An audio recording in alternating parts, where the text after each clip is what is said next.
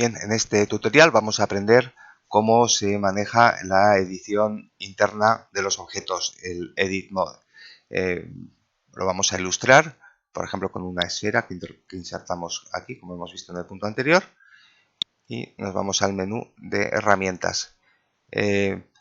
Lo primero que tenemos que hacer es activar el modo de edición porque estamos en modo objeto. Aquí abajo podemos activar Edit Mode y vemos que nos cambia la escena, o también con la tecla, el atajo de teclado tabulador podemos cambiar rápidamente de uno a otro. Vemos que la barra de herramientas cambia al realizar esta acción porque nos aparecen las herramientas propias de la edición. Bien, lo primero que tenemos que ver es que en este caso están todos los componentes, todos los vértices están seleccionados. Es la forma predeterminada que tiene Blender de mostrárnoslo. La tecla A nos permite deseleccionar todos o volverlos a seleccionar. Bien, para seleccionar lógicamente los componentes sobre los que vamos a actuar, tenemos el menú Select, nos da una serie de opciones, pero vamos a aprendernos, porque es realmente útil, los atajos de teclado que nos permiten hacerlo de una forma más ágil y más rápida.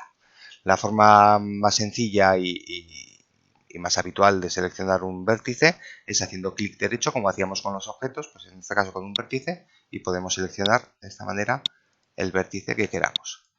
También podemos actuar en lugar de sobre vértices, sobre aristas.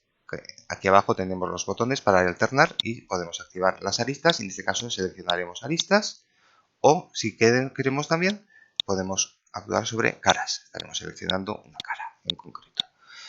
Como hacíamos con los objetos, si queremos seleccionar varios, pulsaremos la tecla mayúsculas e iremos haciendo clic derecho sobre aquellos vértices que queremos seleccionar. Si pulsamos la tecla A, deseleccionaremos todo. Si hacemos en lugar de mayúsculas con control, lo que nos seleccionará es todos los vértices que están entre los dos seleccionados. Nos crea un camino en el que nos va seleccionando todos los vértices que están en este camino, eligiendo el camino más corto. Bien, volvemos a pulsar la A para deseleccionar y vamos a ver las formas que tenemos para seleccionar de forma masiva. La primera de ellas es con la selección de cuadro. La tecla B nos permite trazar un recuadro y todos los vértices que se encuentren en ese recuadro serán seleccionados. Con la tecla C nos aparece un círculo cuyo diámetro podemos modificar girando la rueda del ratón, y al hacer clic nos selecciona los vértices que están en ese círculo. Si volvemos a hacer clic en otra zona, añade esos vértices a la selección y así sucesivamente. De esta manera podemos ir como pintando lo que queremos seleccionar, y cuando ya tengamos la selección que deseamos, la confirmaremos pulsando la tecla Hito. Y de esta manera hemos seleccionado una serie de vértices que nos interesaban. Bien, otra forma útil de seleccionar que nos ofrece Blender es la progresiva. Teniendo un vértice seleccionado, si pulsamos control más, nos selecciona todos los vértices contiguos. Si pulsamos otra vez control más, vuelve a hacerlo, y así sucesivamente iremos ampliando la selección. Si pulsamos control menos, nos reduce el área seleccionada hasta llegar al vértice que teníamos originalmente seleccionado. Bien, una herramienta más que nos permite seleccionar masivamente es mediante los loops. Un loop es una sucesión alineada de vértices. Vamos a hacer el ejemplo con por ejemplo, este loop. Si hacemos con Alt y clic derecho, vemos que nos ha seleccionado todos los vértices del loop. Podemos hacer cualquiera de ellos, o pulsando mayúsculas y Alt iremos añadiendo a la selección otros loops. Como vemos, podemos combinar las teclas para conseguir la selección que deseamos. Bien, lo que es interesante también es saber que en principio, si estamos en esta presentación, solo podemos seleccionar aquellos vértices que sean visibles, pero nos ofrece Blender este botón que nos permite activar la transparencia, como vemos aquí, y esto ya nos permite seleccionar también los que se encuentran al otro lado del objeto. Por ejemplo, si aquí hacemos con la B, creamos el cuadro y no solamente nos habrá seleccionado los vértices que se encuentran visibles, sino también los que se encuentran al otro lado. Si volvemos a pulsar y a desactivar la selección de transparencia, volveremos a estar en la misma situación que antes. Bien, de la misma forma que teníamos con los objetos una forma de centrar la imagen, aquí también vamos a suponer que tenemos este vértice seleccionado. Si pulsamos el punto del teclado numérico, vemos que la vista se nos centra en ese punto y a partir de ahora todos los giros que hagamos en el espacio 3D los hará teniendo como centro este componente, el que hayamos seleccionado. Bien, una vez que ya hemos seleccionado los vértices que queríamos, las herramientas básicas, al igual que en los objetos, son mover, rotar y escalar. Entonces, las teclas además son las mismas. Si tenemos este vértice seleccionado, lo queremos mover, pulsaremos como hacíamos con los objetos la tecla G y podemos moverlo libremente dentro del plano en el que nos encontramos. Podemos constreñir al eje que queramos, por ejemplo, si hacemos con la Y, pues solo podremos moverlo en el eje Y, o con la X en el eje X, o con la Z en la vertical. Y una vez que lo tengamos en la posición en el que deseamos, haremos clic y confirmaremos la nueva posición. Vemos que hemos movido este vértice.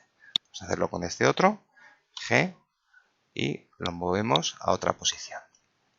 Bien, lógicamente la segunda opción, que es rotar, no se puede realizar sobre un solo vértice. Tenemos que tener varios seleccionados. Seleccionamos varios de ellos y con la tecla R, al igual que nos pasaba con el objeto, giramos sobre el plano de nuestro punto de vista.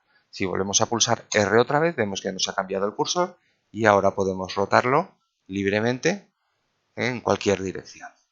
Y, como siempre, para confirmar el punto de destino, un clic.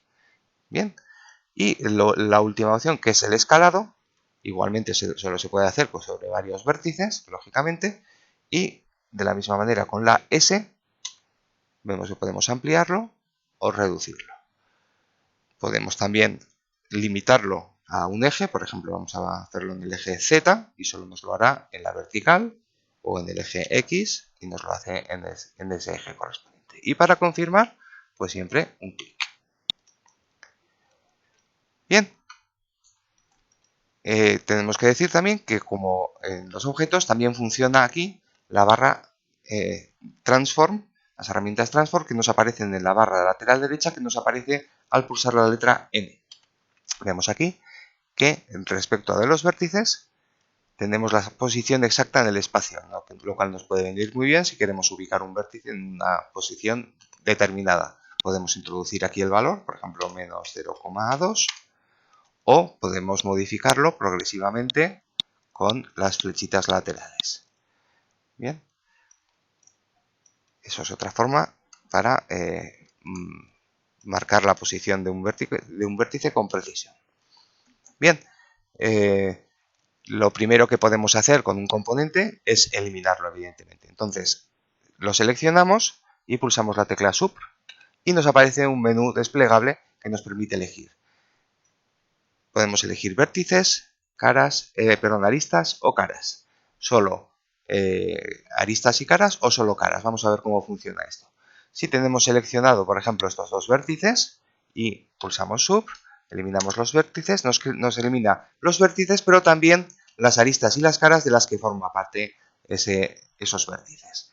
Si pulsamos Sub y le decimos que elimine las aristas, solo nos elimina la arista que estaba entre estos dos vértices y las dos caras que formaban parte. Y si, lógicamente, tenemos que tener seleccionado una cara completa de esta manera, o bien de esta manera, seleccionando la cara, y podemos darle a borrar y eliminaremos la cara y solo nos elimina esa cara. Esto lo podemos además combinar con las otras herramientas que nos permiten, por ejemplo, eliminar. Vamos a seleccionar varios, eliminar, por ejemplo, solo las caras. Si, por ejemplo, tenemos seleccionados todos estos vértices, podemos darle a Sub y eliminar solamente las caras, con lo cual nos deja, como vemos aquí, y podemos seleccionar las aristas que estaban entre ellas. Ahí la vemos. Nos ha borrado las caras, pero no las aristas. Bien, en el siguiente tutorial veremos la forma de crear geometría.